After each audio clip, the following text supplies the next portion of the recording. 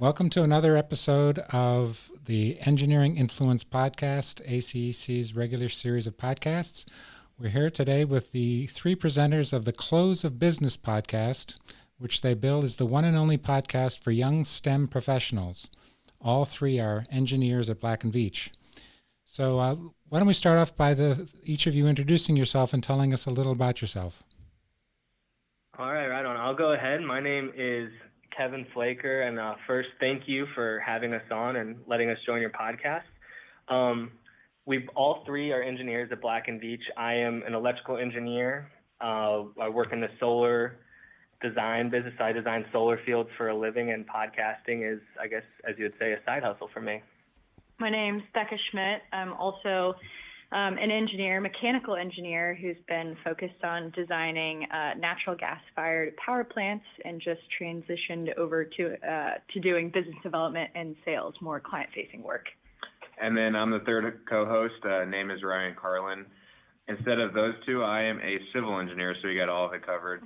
I have been focused in the power delivery group, transmission line and substation work, so kind of diverse engineers within the power business, but all have a love for podcasts. Yeah.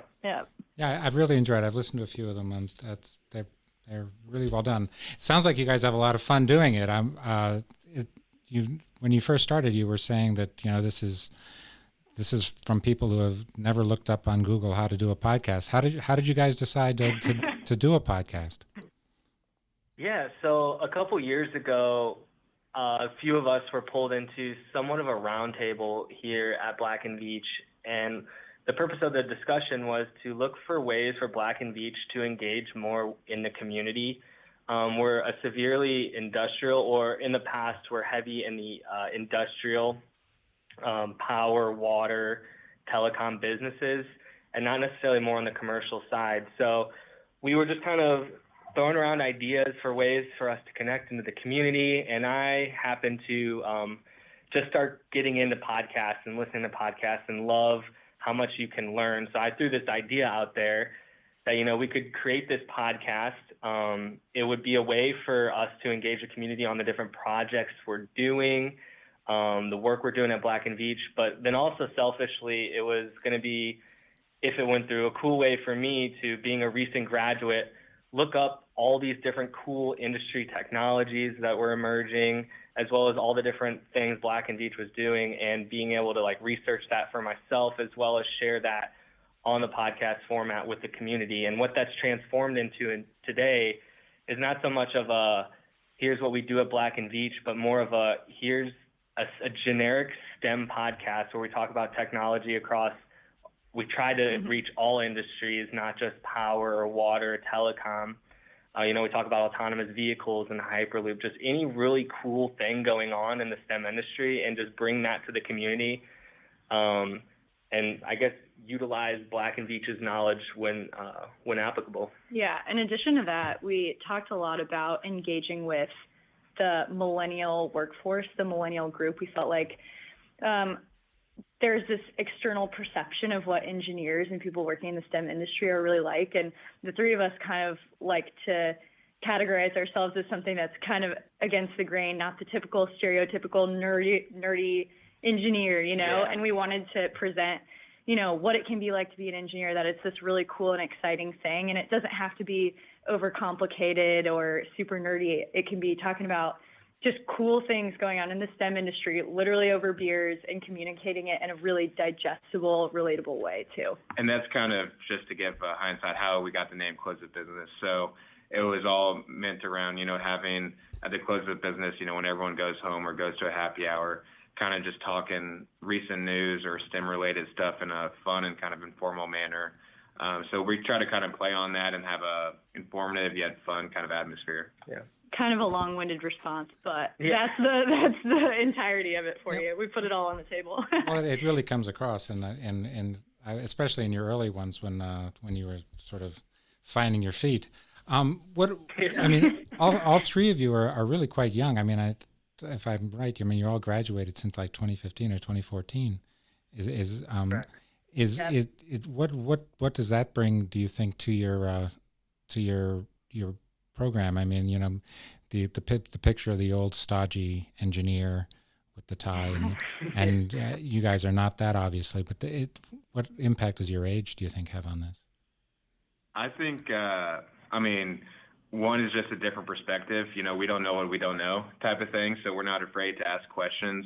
Kind of along the same lines of our audience, we're learning just as much when we're preparing for these episodes as our listeners. I think that's one big thing that I see. Yeah, and I guess one of the focuses or one of the purposes for this podcast would be to kind of grow and influence STEM in younger generations, whether that be college students who are studying in the field and or maybe flirting with the idea of getting in the STEM industry but don't really know, that's a huge entry point when you start talking science and tech. It's kind of scary and daunting at first, or even high schoolers who are interested. So I think we're able to bridge the gap to where we can communicate with the experts in the industry. We have the connections, but at the same time, we're still learning ourselves. Mm-hmm. So we're able to, as Ryan mentioned, ask the questions that the everyday listener would be asking. We're not experts. We hardly know what we're talking about. And I think that's kind of our trick. Yeah, for sure.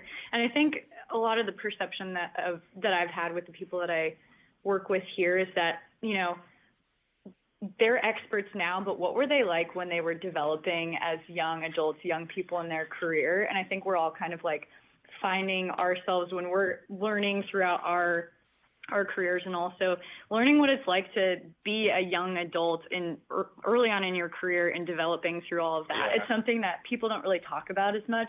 And in reality, when we all started working full time, we didn't know what we were doing. And that's totally fine to communicate. Still don't. Yeah. Still trying to communicate that, and that's something that we are really passionate about engaging with our listeners on as well. Yeah, no, you can hear the passion, obviously, and the enthusiasm. I mean, what have you learned about your listeners at all? Do you know who they are? Are they the young people who are thinking about getting into STEM, or are they other engineers? I'd say it's kind of a wide range. So we've gone to college career fairs, and some people have listened to the podcast. They love it, and they say they get good stuff out of it. But then also, we do episodes kind of internally in the release, and we have executives come up to us, whether within Black & Veatch or external companies, and they kind of share their interest and kind of excitement about the podcast. So, I think just we're geared towards young professionals, but I don't think that really leaves us out of, Quinn Robinson, who's on your guys' board. He's a big fan as well, and I want to call him a young professional. Sorry, Quinn. But so kind of all ages, I guess, in that sense. Yeah, how do you come up with your topics? You've done 33 so far. That's a lot of things to think of and bring and research and bring to the air. Yeah, it's a combination of tapping into all of the different innovative things that are happening within Black & Veatch. A lot of the people that we've interviewed so far are professionals that are doing really awesome, big, innovative things within the company, and we're excited about it, and we want to communicate that within the world. We want to communicate that out into the community. And then also just things we're interested in, too. Yeah. A lot of times it's us we're on the internet, we're curious, we're reading about what's going on in the STEM industry, and we'll talk about it amongst ourselves, and we're like, this is a really cool thing to do a podcast episode about.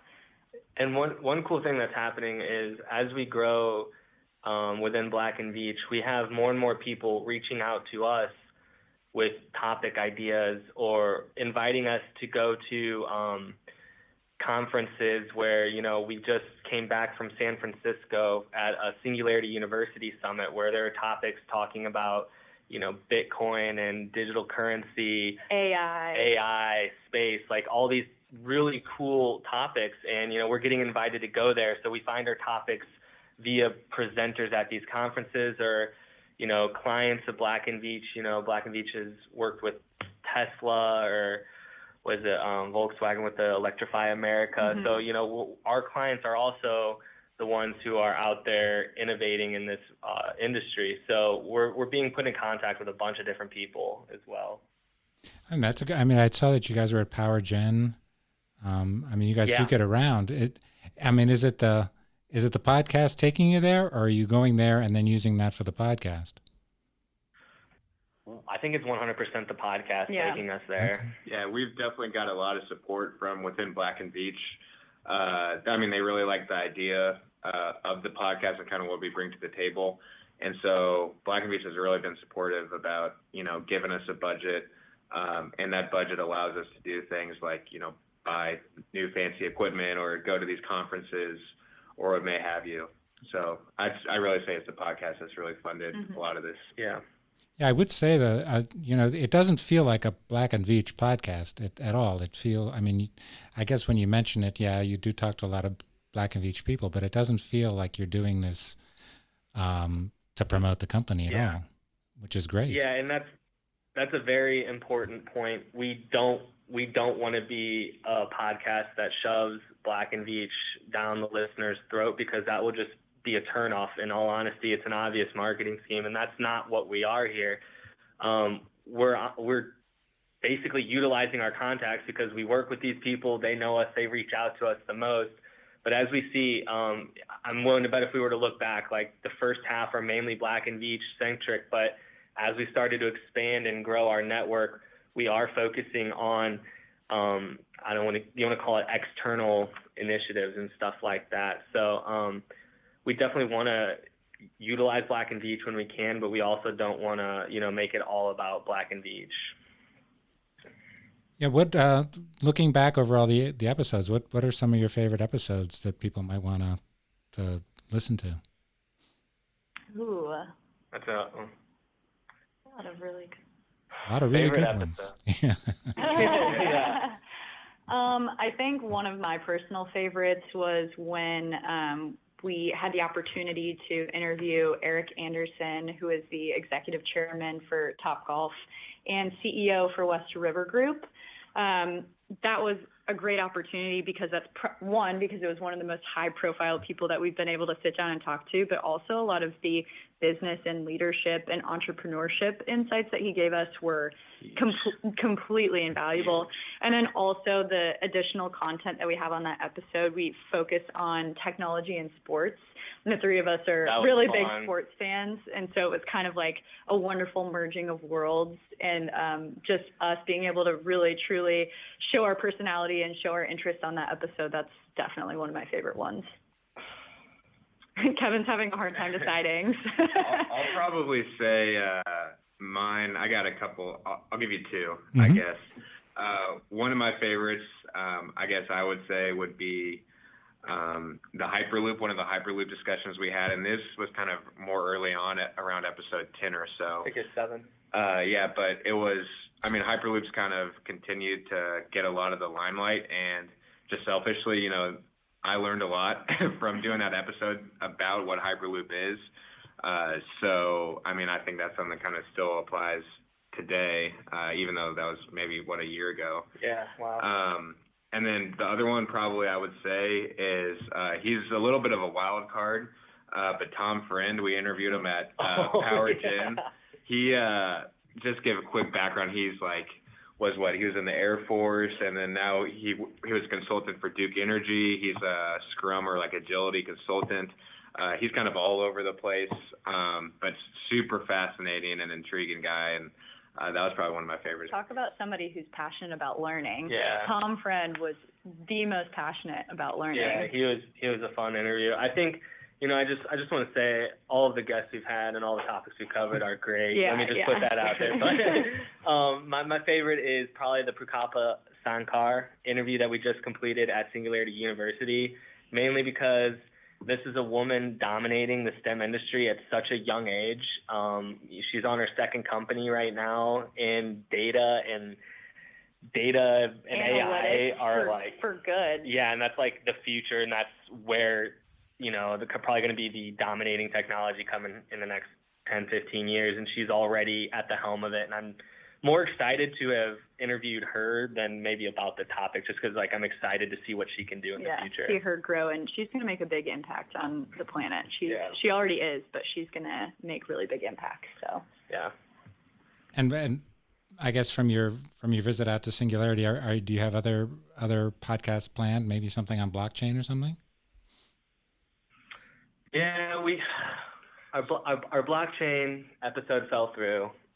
We did get a little bit into it with Tom Friend, I will say, but he was so passionate and so like educated on it that we try to slow him down and speak to it. But yeah, that's definitely something we need to do, is like a blockchain 101 episode, because it is kind of like a really vague idea that's kind of hard to explain and process, and we have a hard time understanding it sometimes. So definitely that would be something we want to help our viewers or listeners understand as well. So trust me, that's on the list of ideas. we do have one more episode from Singularity coming up with the CEO of Upwork, Stefan Casriel. Stefan Casriel. Casriel, yeah, he was a Silicon Valley guy back in the PayPal and all those days. So really cool guy. I got to sit down and talk with him about the future of work, really, more than anything else. Yeah, so Upwork is a, freelance platform online. It's like one of the largest in the world, and he has really great insights about what the future of the workforce is going to be like, and how we need to adapt, and how Upwork is helping the workforce adapt as well. Yeah. So. Well, you guys really get into a lot. You also didn't you have one on space recently? We just released one on a little bit of a space topic. One of the more random. We interviewed the chief scientist, as he says, Bruce Betts from the Planetary Society. For those who aren't familiar with the Planetary Society, it's a nonprofit, crowd-funded space exploration and research company. Headed by the boy Bill Nye. Bill Nye, the science guy himself. Okay. So it's his company, and Bruce Betts was one of the people who led on the LightSail 2 mission. I can go into all sorts of details about that, but you can listen to our episode, and you might learn a little bit more about what that technology is. Yeah, if you want to hear an interview that had absolutely no outline or plan, listen to that, because we literally grabbed him from off stage and interviewed him with no questions or anything, just kind of let the conversation go, and I think it was pretty funny and random because of that. And still super educational as well. Yeah, we hope. Well, for if any of our members were listening and were thinking maybe they wanted to start a podcast, what would your advice be for them to as a member of a member firm to get a successful podcast going? Yeah, and I think this answer may apply to more than just a podcast, just really anything that you think is kind of entrepreneurial within your company or just in general is, I think, just taking the bull by the horns and kind of holding yourself accountable. Kevin kind of was the ringleader of this, but just him making the statement that he thought it would be a good idea kind of puts the wheels in motion. And without that kind of first step, you're never going to actually achieve anything. So, Kevin, myself, Becca, we didn't know how a podcast record. We didn't know the whole post-production, all that stuff. That was all new to us when we started out. But it's just something you kind of learn as you go. It took us a while to release our first couple episodes and kind of master what we were doing. We've been doing it, for 2 years now, and still not mastered. We're still not mastered. So it's every episode. Yeah, just like any new skill or hobby, it takes time and takes initiative and action and kind of holding yourself accountable. I guess from within inside a company, if we want to look at that mind frame, if you have an idea, I think in any successful company, you're going to have leaders that support most ideas. And I think, like Ryan said, the biggest thing is speaking out, expressing your idea, and then following through with it, as Ryan said. But I think the biggest thing was I spoke out in a meeting, and there are leaders in that meeting that were willing to be like, you know what, let's run with this. We'll give you 5 hours a week. Let's see what you can do. And since then, iteration after iteration, we've grown to have, a larger budget. But also make sure that whatever it is you're doing is something that you love. And I know that sounds kind of cliche, but one thing that we found is we're full-time engineers. So we work 40 plus hours a week doing engineering work, or Becca with business development. And this is something we have to do on the side. And it's really hard to put in the extra hours when it's not something you enjoy. So you have to make sure you enjoy it first if you're really going to be successful in it. Yeah, I think just jumping off of things that they both said, we're really fortunate that there is leadership within Black & Veatch that supports innovation. They see the value in what we're doing here, and we feel really fortunate that there are leaders here that were willing to take a chance on us and help us progress through this whole project and see where it could go. So we're really thankful for that. And then in addition, yeah, the passion is super important. And then also just finding a voice that's different than what is out there now. We think that we had and we still do believe that we have a different perspective than anybody else out there on the podcast platform. And we have a voice and we have things to say. And we're hoping that we're teaching people and they're learning, and also just giving people a better perspective on what our industry is about and the kind of impacts we're wanting to make as well. Yeah. And one last thing I would just add to that is, one thing I've noticed talking to a lot of these interviewees is most companies are passionate about kind of motivating and giving ownership to young employees. Most companies have a STEM-related kind of program, and so I think, don't be afraid to kind of speak out and speak your idea, like we've kind of been saying so far. Yeah, and from being in the industry, writing about the industry for the last 12 years, I mean, one of the big issues is how do you motivate your younger employees? The baby boomers don't understand the millennials sort of thing, and this seems to be an example of a way of doing it. 100%. Yeah, I think in general, us